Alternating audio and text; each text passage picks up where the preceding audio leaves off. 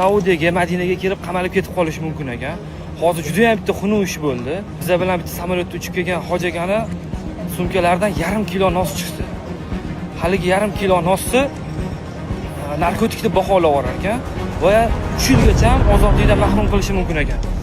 O'shani hozir bu yerga o'sha mas'ullari aytdi, sen tilni bilar ekansan.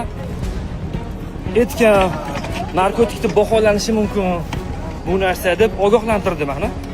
Ya'ni o'zbeklarga bir og'iz aytib qo'ygandim. Umra vizalari bo'lganlari uchun oson chiqib ketdilar. Shunda ham baribir 2 soat, 2,5 soat vaqtlarini oldi.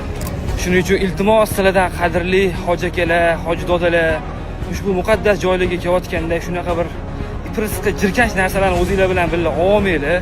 Mana bitta aynan shu narsa deb ketib qamalib ketishlik sharmandalik holat bo'lsa kerak. Shuning uchun sizdan iltimos qilamiz. Shunaqa narsalarni olib kelmaydi.